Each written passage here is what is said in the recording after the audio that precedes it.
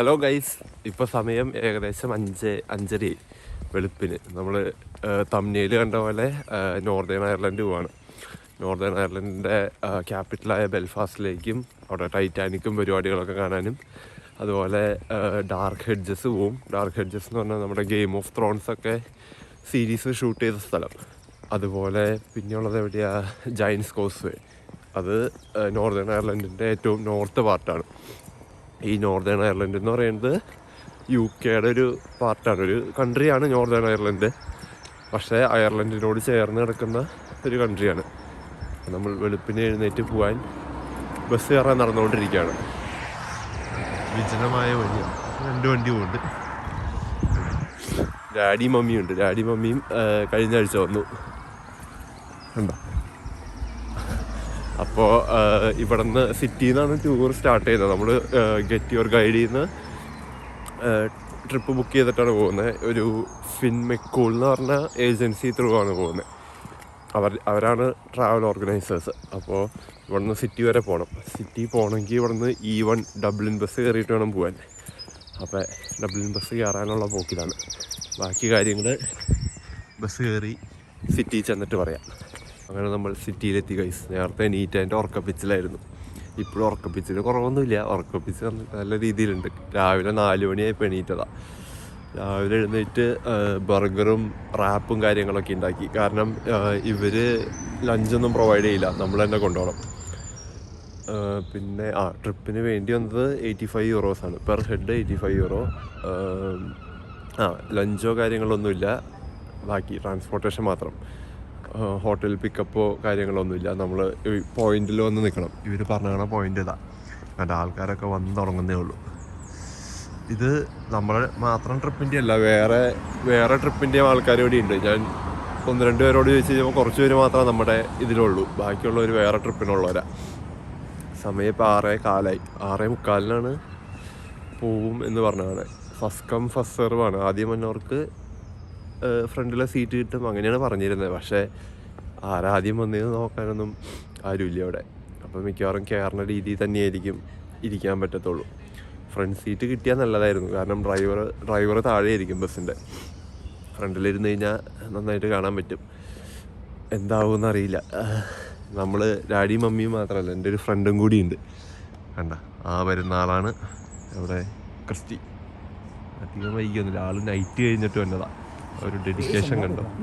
Night duty കഴിഞ്ഞ് ഉറങ്ങാതെ ഇതിനു വേണ്ടി മാത്രം വരുന്നതാണ്. ഈ കുറച്ച് ആൾക്കാരൊക്കെ വന്ന് തുടങ്ങുന്നേ ഉള്ളൂ. കണ്ടോ, ആൾക്കാരൊക്കെ ആയി വരുന്നുള്ളൂ.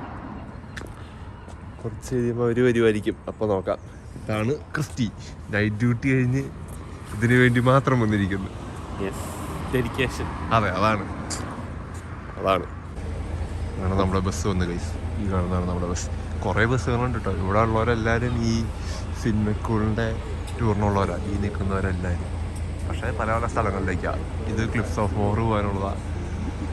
നമ്മുടെ ജൈൻ കോസ്വേക്കുള്ള ബസ് വന്നു. അങ്ങനെ നമ്മൾ ബസ്സിൽ കയറി ഗൈസ്. ഫസ്റ്റ് തന്നെ കയറി. പക്ഷേ ഫ്രണ്ട് സീറ്റിൽ ഇരിക്കാൻ പറ്റില്ല. ഫ്രണ്ട് സീറ്റ് ഓൾറെഡി റിസർവ്ഡ് ആണ്. കണ്ടോ, ഫ്രണ്ട് സീറ്റ് 2 റിസർവ്ഡ് ആണ്. ബെൽഫാസ്റ്റിൽ നിന്ന് ആൾക്കാർ വരുമെന്ന് പറഞ്ഞത്. അതുകൊണ്ട് സെക്കൻഡ് റോ തുടങ്ങി എവിടെ വേണമെങ്കിലും ഇരുന്നോളാൻ പറഞ്ഞു. അപ്പോൾ നമ്മൾ സെക്കൻഡ് റോയിൽ തന്നെ കയറിയിരുന്നു. കണ്ടോ, ഡ്രൈവർ ഇരിക്കേണ്ട അവിടെയാണ്. ഒരു അമ്മച്ചിയാണ് ഡ്രൈവർ. നമ്മൾ അവിടെ കയറിയിരുന്നു. ആള് വന്നു. അധികം ആൾക്കാരില്ല കേട്ടോ. കണ്ടോ, ഇത്രയും പേരൊക്കെ ഉള്ളൂ. നമ്മൾ 4 പേര് 2 ലേഔട്ടിൽ വരുന്ന സീറ്റാണ്. നമ്മൾ ഇവിടെ ഇങ്ങനെ ഇരുന്നു. ബാക്കിയുള്ളവർ കയറാൻ വേണ്ടി നിൽക്കുന്നു. പിന്നെ ഇത് 3 സ്ഥലത്തുണ്ട്. അപ്പോൾ ചിലപ്പോൾ അവിടെ നിന്നൊക്കെ ആൾക്കാർ കയറും. ഈ ഫ്രണ്ട് സീറ്റ് ബുക്ക് ചെയ്തത് ബെൽഫാസ്റ്റിൽ നിന്നാണ് പറഞ്ഞത്. അപ്പോൾ നമ്മളിങ്ങനെ കയറിയിരിക്കുന്നു. ഇവിടുത്തെ ഈ ഫ്രണ്ട് സീറ്റ് ബുക്ക് ചെയ്യണമെന്നുണ്ടെങ്കിൽ €15 എക്സ്ട്രാ കൊടുക്കണം. അത് ടിക്കറ്റ് എടുക്കുമ്പോൾ തന്നെ നമുക്ക് കാണാൻ പറ്റും. പക്ഷേ വെറുതെ പൈസ കളയണ്ടല്ലോ എന്ന് വിചാരിച്ച് നമ്മൾ എടുത്തില്ല. പക്ഷേ ഓൾറെഡി ബുക്ക്ഡ് ആണത്. 85 ആണെന്ന് പറഞ്ഞല്ലോ പെർ പേഴ്സൺ. അപ്പോൾ 85ൻ്റെ കൂടെ 15 കൂടി കൊടുത്ത് 100 കൊടുത്തു കഴിഞ്ഞാൽ ഫ്രണ്ടിൽ പോയിരിക്കാം. പതുക്കെ വന്നാൽ മതി. അപ്പം ബുക്ക് ചെയ്തിട്ടുണ്ടെന്നുണ്ടെങ്കിൽ. അല്ലെങ്കിൽ ഇതുപോലെ നേരത്തെ വന്ന് ക്യൂ നിന്ന് നമ്മളിരുന്ന പോലെ സെക്കൻഡ് റോയിലൊക്കെ കയറിയിരിക്കാം. ബസ് കൊള്ളാട്ടോ. ഡ്രൈവർ ഇങ്ങനെ കുഴിയിലിരിക്കണോണ്ട് ഫ്രണ്ടിലിരിക്കണവർക്ക് നല്ല വ്യൂ ഉണ്ടാവും. അതുപോലെ ഗ്ലാസും നല്ല ക്ലീൻ ഗ്ലാസ്സൊക്കെയാണ്. ഇനി പോകുമ്പോൾ അറിയാം എന്താവുന്നത്. ഇവര് പറഞ്ഞു ബെൽഫാസ്റ്റിൽ നിന്നൊക്കെ കുറച്ച് ആൾക്കാർ കയറുന്നു. അപ്പോൾ ബസ് ഓൾമോസ്റ്റ് ഫുൾ ആവുമായിരിക്കും. A few people in Belfast, so I have reserved seats for them. But you guys and girls can stay sitting where you are. All right, wherever you are sitting today, you can stay there. All right.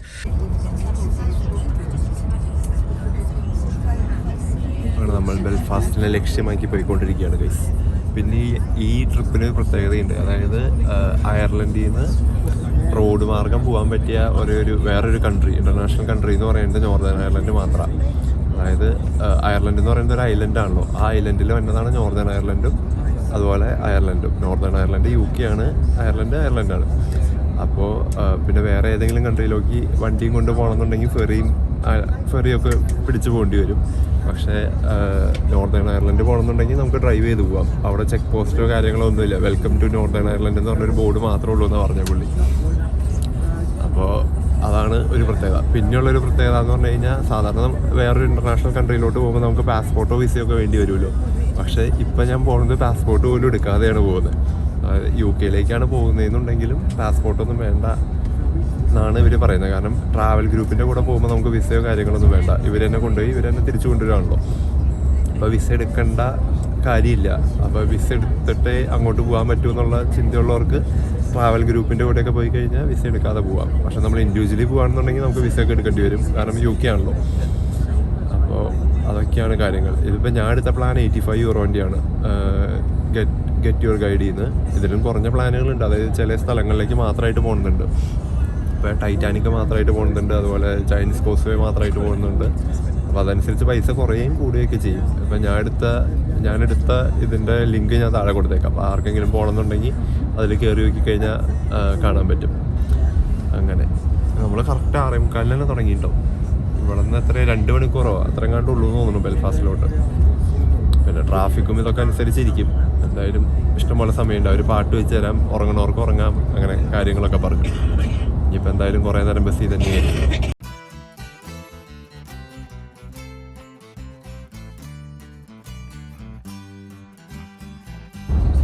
അങ്ങനെ നമ്മൾ Northern അയർലൻഡിൽ കയറി guys. Northern Ireland, welcome to Northern Ireland എന്നുള്ള board ഉണ്ടായിരുന്നു. പക്ഷേ video എടുക്കാൻ പറ്റിയില്ല. ഞാൻ നന്നായിട്ട് കിടന്നുറങ്ങി. കാരണം വെളുപ്പിന് ഇരുന്നേറ്റതാണല്ലോ. ഇനിയിപ്പോൾ അയർലൻഡിൽ മൊത്തം കിലോമീറ്റർ ആയിരുന്നു. നോർത്തേൺ അയർലൻഡ് വരുമ്പോൾ മൊത്തം മൈലാവും. അപ്പോൾ ഇനിയുള്ള ബോർഡുകൾ മിക്കതും മൈലിലായിരിക്കും എല്ലാം എഴുതി വെച്ചിട്ടുണ്ടാവുക. ഞാൻ കാണുമ്പോൾ കാണിച്ചു തരാം.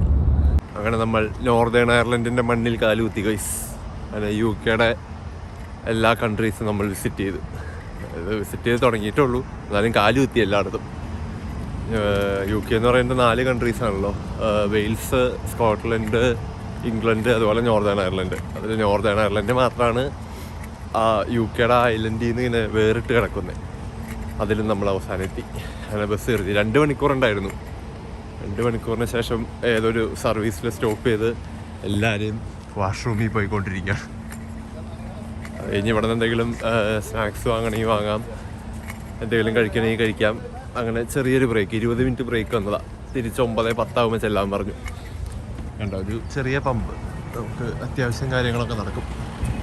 നമ്മൾ ഓടി പിടിച്ച് ഫുഡ് ബർഗർ ഉണ്ടാക്കി കൊണ്ടുവന്നിട്ടുണ്ടായിരുന്നു. അത് ഓടി പിടിച്ച് കഴിച്ച് കറക്റ്റ് 9:10 വണ്ടി എടുത്തു. എല്ലാവരും ബസ്സിൽ കയറി നമ്മൾ ബെൽഫാസ്റ്റിലേക്കുള്ള യാത്രയിലാണ്. ബെൽഫാസ്റ്റിൽ നിന്ന് ആൾക്കാർ കയറുമെന്ന് പറഞ്ഞില്ല. അപ്പോൾ ബെൽഫാസ്റ്റ് എത്തി. ഇതാണ് ഇനി കയറാനുള്ള ആൾക്കാർ. ഇനി ഇവരെയും കൂടി കയറ്റി കഴിയുമ്പോൾ ബസ് ഒരുവിധം ഫുള്ളാവില്ലായിരിക്കും, എന്നാലും ഏകദേശം ഒരുവിധം ഫുള്ളായ പോലെ ആയിരിക്കും. പിന്നൊരു സംഭവമുണ്ട്, ആ പോകുന്ന വണ്ടിയുണ്ടോ, അതാണ് ഗ്ലൈഡർ. ബസ് തന്നെയാണ്, പക്ഷേ 2 ബസ്സിൻ്റെ നീളമുണ്ട്. ഇവിടെ ബെൽഫാസ്റ്റിൽ കാണുന്ന സാധനം ഉണ്ടാവുമായിരിക്കും, പക്ഷേ എന്തായാലും അയർലൻഡില്ല. അതാണ് ഗ്ലൈഡർ. ഞാൻ സൈഡ് വ്യൂ ഒക്കെ കിട്ടുകയാണെങ്കിൽ കാണിച്ചു തരാം. ഇനി ഇവരെ കയറ്റിയിട്ട് അടുത്ത സ്ഥലത്തേക്ക് പോകും. It's the North Sea, so this is where one ocean and 2 seas meet. So it's like a wind funnel here. Very, very calm actually today. But normally in the winter months especially, it's a wind funnel here. The winds can pick up very, very quickly. You look straight down on your left, you should see a face in the rock. It's just down there below me. So if you just look down on your left, you might be able to see a face in the rock. Just down there on the far left. Now, there's no real name for that. That's just naturally made due to centuries of land erosion. അതായത് നമ്മളിപ്പോൾ വന്നിറങ്ങിയ സ്ഥലമാണ് ഡൺലൂസ് castle. ആ കാണുന്നതാണ് castle guys, കണ്ടോ? അതായത് ആ castle ഉണ്ടാക്കിയത് 1350-ലാണ്. അതായത് അത്രയും വർഷം പഴക്കമുള്ള കാസിലാണ്. 14th സെഞ്ചുറിയിൽ ഉണ്ടാക്കിയ കാസിലാണ്. അത് എന്തൊക്കെയോ ഇത്രയും വർഷം പഴക്കമുള്ളത് കൊണ്ട് അതിൻ്റെ ബാക്ക് വോളൊക്കെ സീയിലേക്ക് മറിഞ്ഞു പോയെന്നാണ് പറഞ്ഞത്. ഇപ്പം ആകെ അവശേഷിക്കുന്നത് ഇത്രയും ഭാഗമാണ്. അതായത് അത്രയും വർഷം പഴക്കമുള്ള കാസിലാണ് നമ്മളിപ്പോൾ കണ്ടത്. അപ്പോൾ ഇന്നത്തെ ട്രിപ്പിലെ ഒരു ടൂറിസ്റ്റ് അട്രാക്ഷനാണ് ആ കാസിൽ, ഡൺലൂസ് കാസിൽ. അപ്പോൾ എല്ലാവരും അവിടെ ഒന്ന് ഫോട്ടോ എടുക്കുന്നതിൻ്റെ തിരക്കിലാണ്. കണ്ടോ, ഇതിൻ്റെ കുറേ ചരിത്രമൊക്കെ പറയുന്നുണ്ടായിരുന്നു വണ്ടിയിലിരുന്ന്. ഞാൻ നല്ല ഉറക്കമായതുകൊണ്ട് ഇതൊന്നും കേട്ടില്ല. ആകെ 1350-ലുണ്ടാക്കിയ കാസിൽ അത് മാത്രം ഞാൻ കേട്ടു. ഞങ്ങൾ എല്ലാവരും നിന്ന് ഫോട്ടോ എടുത്തു. ഇവിടെ എല്ലാവരും ഒന്ന് ഫോട്ടോ എടുത്തുകൊണ്ടിരിക്കുന്നു. ഇത് കഴിഞ്ഞിട്ട് നമ്മൾ ജയൻസ് കോസ്വേ പോകും. ജയൻസ് കോസ്വേക്ക് ഇങ്ങനെ പ്രത്യേകതര ഒരു കഥയുണ്ട്. അത് പോണ വഴിക്ക് ഞാൻ പറയാം. ഇവിടെ സ്കോട്ട്ലൻഡ് കാണാൻ പറ്റും. അതായത് അവിടെ നേരത്തെ വണ്ടിയിലിരുന്ന് കണ്ടില്ലേ, അതുപോലെ ക്യാമറയിൽ എത്രത്തോളം കാണുമെന്ന് അറിയില്ല. അവിടെ കാണുന്നതാണ് സ്കോട്ട്ലൻഡ്. അതുപോലെ ആ കാണുന്ന കുഞ്ഞ് ഐലൻഡ് സാധാരണ കാണാൻ പറ്റാറില്ല എന്നാണ് പറഞ്ഞത്. ക്ലൈമറ്റ് കൊള്ളില്ലായിരിക്കും, പക്ഷെ ഇന്നത്തെ ക്ലൈമറ്റ് നല്ലതാണ്. അതുകൊണ്ടാണ് നമുക്ക് കാണാൻ പറ്റുന്നത്. നമ്മൾ പോണ വഴിക്ക് അടുത്ത സ്ഥലത്ത് നിർത്തിയത്. ഇവിടെ നിന്ന് കഴിഞ്ഞാൽ സ്കോട്ട്ലൻഡ് വ്യക്തമായി കാണാൻ പറ്റുമെന്ന് പറഞ്ഞത്. നമ്മൾ പോകുന്ന വഴിക്ക് ഒരു വണ്ടി കണ്ടു. ഇത് കണ്ടോ ആ വണ്ടി? കൊള്ളാലോ. ഏതാ വണ്ടിയെന്നൊന്നും അറിയാൻ പാടില്ല. നല്ല ഭംഗിയുണ്ട് എന്തായാലും. ഞങ്ങൾക്ക് സ്കോട്ട്ലൻഡ് കാണാൻ പോയി. ഇവിടെ അധികം സമയമൊന്നുമില്ല. ജസ്റ്റ് നിർത്തി പുള്ളിക്കാരി ഹോൺ അടിക്കുമ്പോൾ തിരിച്ചു വരണമെന്നാണ് പറഞ്ഞത്. അപ്പോൾ ഗൈഡ് ഫ്രണ്ടിൽ പോയിട്ട് നമ്മളതിൻ്റെ പിന്നാലെ പോകുന്നു. ഇന്ന് നല്ല ക്ലൈമറ്റാണ്, അതുകൊണ്ട് നല്ല ചൂടുമാണ്. ജാക്കറ്റിൻ്റെ ഒന്നും ആവശ്യമില്ല. അതേതായാലും നന്നായി. എങ്ങാനും മഴയും കാറ്റൊക്കെ ആണെന്നുണ്ടെങ്കിൽ പെട്ടുപോയാലേ. ഇന്ന് പക്ഷേ ആ പ്രശ്നങ്ങളൊന്നുമില്ല. കണ്ടാ, അവരൊക്കെ ജാക്കറ്റ് പോലും ഇല്ലാതെ ഇറങ്ങി നടക്കുന്നത്. ഇത്ര നേരം തണുക്കണമെന്ന് പറഞ്ഞ് നടന്നവരാ. അപ്പോൾ അതൊന്നുമില്ല. സ്കോട്ട്ലൻഡ് എന്ന് പറയുന്നത് അവിടെ കാണുന്നതാണ്. അതായത് ഈ ഫസ്റ്റ് കാണുന്ന ഇതല്ല, അതിൻ്റെ അപ്പുറം കണ്ടോ, അവിടെ ആ കാണുന്നതാണ് സ്കോട്ട്ലൻഡ്. ഇവിടെ നിന്നൊരു 20 മൈലിനും താഴെ ഉള്ളൂ സ്കോട്ട്ലൻഡിലേക്ക് എന്നാണ് ഗൈഡ് പറഞ്ഞത്. അത്രയും അടുത്താണ്. അതായത് ഇവിടെ നിന്ന് നമുക്ക് വേറൊരു രാജ്യം, UK അടുത്തൊരു രാജ്യം കൂടിയും കാണാൻ പറ്റും. അതാണ് നല്ല ഭംഗിയുണ്ട് കാണാൻ. അതുപോലെ ഷീപ്പും അതിൻ്റെ കുഞ്ഞുങ്ങളെയൊക്കെ കാണാം അവിടെ. ഈ ജയൻസ് കോസ്വേയുടെ അവിടെ ഫേമസ് ആയിട്ടൊരു റോപ്പ് ബ്രിഡ്ജ് ഉണ്ട്. അത് നമുക്ക് ഇവിടെ നിന്ന് കാണാൻ പറ്റും. എന്തോരം സൂം ചെയ്യാൻ പറ്റുമെന്ന് അറിയില്ല. ഞാൻ പരമാവധി സൂം ചെയ്ത് നോക്കാം. അവിടെ ആ കാണുന്നതാണ് ആ ഒരു റോപ്പ് ബ്രിഡ്ജ്. കണ്ടോ, ആൾക്കാർ നടന്നു പോകുന്നുണ്ടോ? പക്ഷേ അവിടേക്ക് പോകാനുള്ള സമയം നമുക്കില്ല. ഇപ്പോൾ തന്നെ തിരിച്ചു പോകണം എന്തായാലും. കൊള്ളാം എന്തായാലും. വെള്ളത്തിൻ്റെ കളറൊക്കെ കണ്ട നല്ല തെളിഞ്ഞ് നിൽക്കുന്നില്ല. അങ്ങനെ നമ്മൾ ജയൻസ് കോസ്വേ എത്തി ഗൈസ്. ഇവിടെ കോസ്വേ ഹോട്ടൽ കാണാം. ഈ വഴിയെങ്ങാനും പോകാനാണ് പറഞ്ഞത്.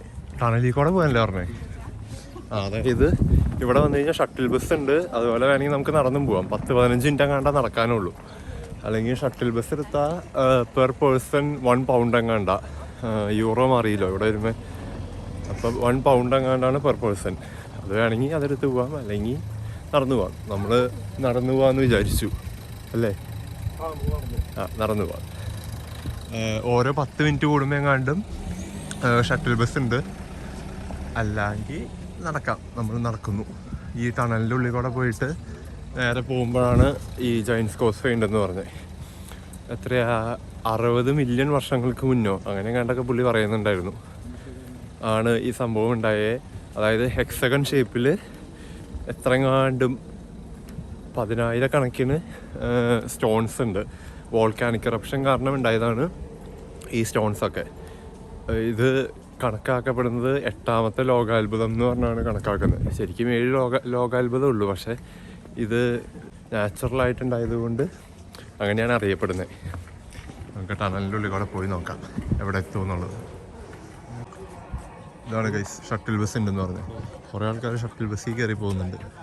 ഇവർ നമ്മുടെ കൂടെ വന്നവരാണ്. ഇവർ ഷട്ടിൽ ബസ്സിന് പോകാൻ വന്നവരാണോ? ഇവിടെ മാപ്പ് കൊടുത്തിട്ടുണ്ട് കേട്ടോ. അത് welcome to Giant's Causeway. Photo ഒരെണ്ണെടുത്ത് വെച്ചേക്കാം.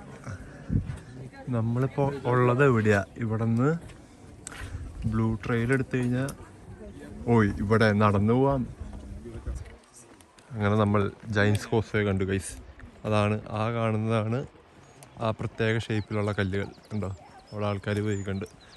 ഇവിടെ 3 ട്രയലുണ്ട്. അതായത് ഇപ്പം നമ്മൾ നടന്നു വന്നത് ബ്ലൂ ട്രയലാണ്. അതാണ് ഏറ്റവും ഷോർട്ടസ്റ്റ് ട്രയൽ. അതുപോലെ റെഡ് ഉണ്ട്. റെഡാണ് ഈ മലയുടെ മുകളിൽ കൂടെ പോണേ. നമുക്ക് ആ മുകളിലൊക്കെ ആൾക്കാർ നിൽക്കണം കാണാം. കണ്ടോ? അതുപോലെ ഗ്രീനും ഉണ്ട്. ഗ്രീൻ തൊട്ട് അപ്പുറത്തെ വഴിക്ക് ഒരു ക്ലിഫിൻ്റെ മുകളിൽ കൂടെ പോകണതാണ്. അപ്പോൾ ബസ്സൊക്കെ കിട്ടണമെങ്കിൽ നമുക്ക് ഈ വഴിക്ക് പോകണം. കണ്ടോ? ഇലക്ട്രിക് ബസ്സാണ്. ഇതിന് ഫോക്കസ് എന്തോ ഇഷ്യൂ ഉണ്ടല്ലോ ഫോണിന്. അപ്പോൾ ബസ്സിന് പോകണവർക്ക് ബസ്സിന് പോകാം, അല്ലെങ്കിൽ നടന്നു പോകാം. 10-15 മിനിറ്റ് ഉള്ളൂ നടക്കാനൊക്കെ ആയിട്ട്. ഈ കല്ലുകൾ കാണാനായിട്ട് കുറേ പേര് വരുന്നുണ്ട് കേട്ടോ. അതുപോലെ തന്നെ ഡോൾഫിനെയും വെയിൽസിനെയും ഒക്കെ കാണാൻ പറ്റുമെന്ന് പറഞ്ഞു, ഭാഗ്യം ഉണ്ടെങ്കിൽ. ഇതുവരെ ഒന്നും കണ്ടില്ല. അവിടെ എങ്ങാനും പോകുമ്പോൾ ചിലപ്പോൾ കാണാൻ പറ്റുമോ എന്നറിയില്ല. ഇന്നെന്തായാലും ക്ലൈമറ്റ് നല്ലതാണ്, അതുകൊണ്ട് നടക്കാനും ഇങ്ങനെ തണവ് കുറവുണ്ട്. പിന്നെ നമ്മൾ ബസ്സിൽ വരുന്ന വഴിക്ക് ഒരു ജൈൻറ്റിൻ്റെ ഫേസ് ഉള്ളൊരു പാറ കണ്ടായിരുന്നു. ഞാൻ അതിൻ്റെ വീഡിയോ സൈഡിൽ കാണിക്കാം. ആ നേരത്ത് ഗൈഡ് അനൗൺസ് ചെയ്തുകൊണ്ടിരിക്കുന്ന സമയമായതുകൊണ്ട് എനിക്കൊന്നും പറയാൻ പറ്റിയില്ല. അപ്പോൾ അതാണ് ഇവിടെ അയർലൻഡിലുള്ള ജൈൻറ്റ്. ഇത് കണ്ടോ? ഈ കല്ലുകളുടെ ഷേപ്പ് കണ്ടോ? അതാണ് നമ്മൾ പറഞ്ഞ ഹെക്സഗൺ ഷേപ്പിലുള്ള കല്ലുകളാണ്.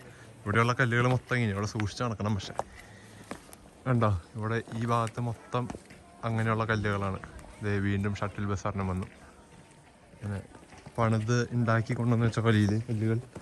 പക്ഷെ ഇത് തന്നെ ഉണ്ടായതാണ്. അതുകൊണ്ടാണ് വേൾഡ് വണ്ടേഴ്സിൽ ഒന്നായിട്ട് അറിയപ്പെടുന്നത്.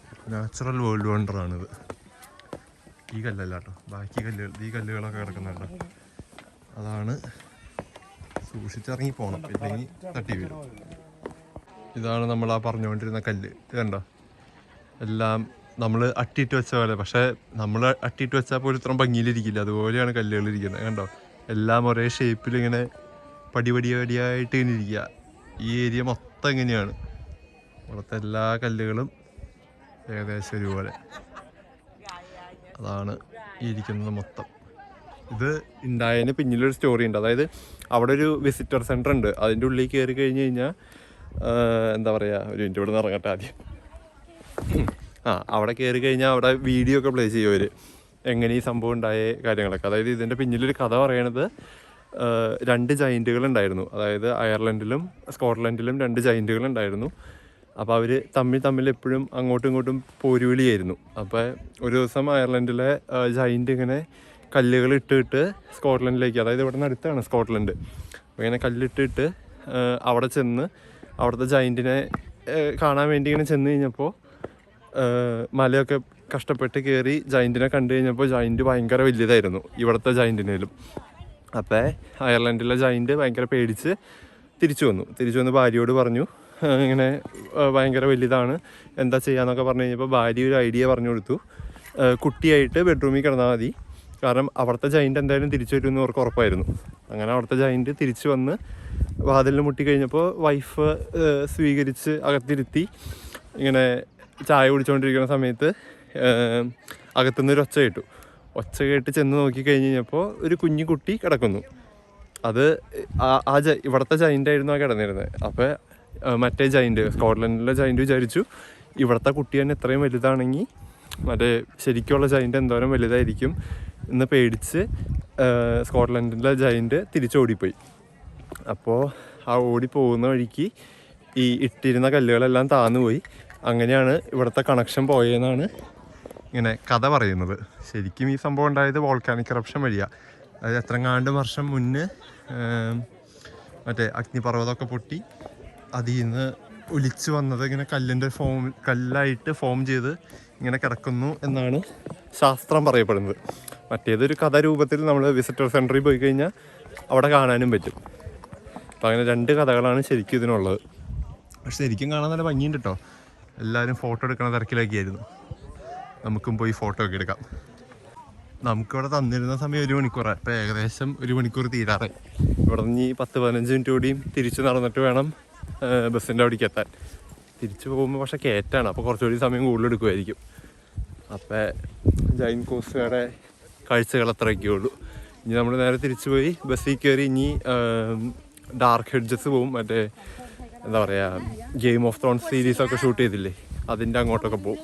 പിന്നെ ബെൽഫാസ്റ്റ് ടൈറ്റാനിക് മ്യൂസിയവും കാര്യങ്ങളൊക്കെ കാണാനും പോവും. അപ്പോൾ എല്ലാം കൂടി ഇതിലെടുത്ത് കഴിഞ്ഞാൽ വീഡിയോ ലെങ്ത് കൂടിപ്പോവും.